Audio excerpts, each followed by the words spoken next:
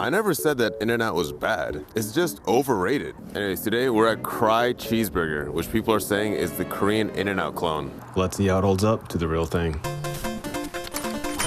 Today we're getting everything on the menu, starting with their version of the Double Double, an animal-style cheeseburger, regular fries, animal-style fries, a side of wings, and a milkshake. A lot of y'all recommended that I come try Cry Cheeseburger after I posted that review of the Korean Shake Shack clone, so if you got other food recommendations for me here in Korea, let me know.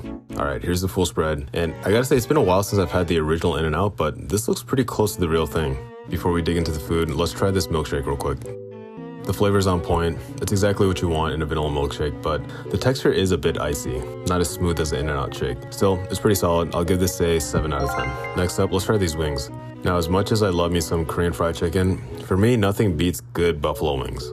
And these, well, they're not bad. The sauce had a pretty strong tomatoey ketchup base, which kind of threw me off, but the buffalo flavor definitely comes through.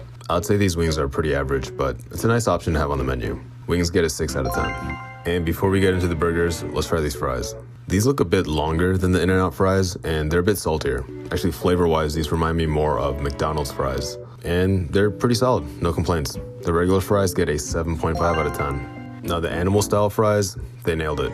The sauce is exactly as I remember it. In fact, there's actually a sign inside the restaurant that claims that they worked on recreating the sauce recipe for 10 years, which, yeah, I mean, it paid off. The grilled onions with the cheese and the Thousand Islands all really come together as they should.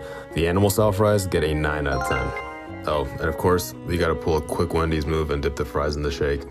Easy 10 out of 10. And for the main event, we got the burgers, starting with the Double Double clone. Again, based off the visuals alone, this looks exactly like an In-N-Out Double Double.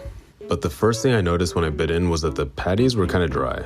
And I don't know how else to describe the overall flavor other than vaguely healthy. Like it was missing that kind of slightly greasy cheeseburger factor, if that makes sense. Just felt like something was missing. 6.5 out of 10. Now for the animal style cheeseburger, immediately way better. And weirdly enough, this actually reminded me more of a Whopper from Burger King, which I guess kind of makes sense since the Whopper also has that Thousand Islands type sauce in it too. The animal style sauce really brings everything together and gives it that extra oomph that the Double Double was missing. Also, they use real dill pickles instead of the usual bread and butter ones that you see in Korea. If you know, you know. The animal style cheeseburger gets an 8 out of 10, which brings the overall score for Cry Cheeseburger to a 7.8 out of 10. And if you got a spot you want me to try next, let me know.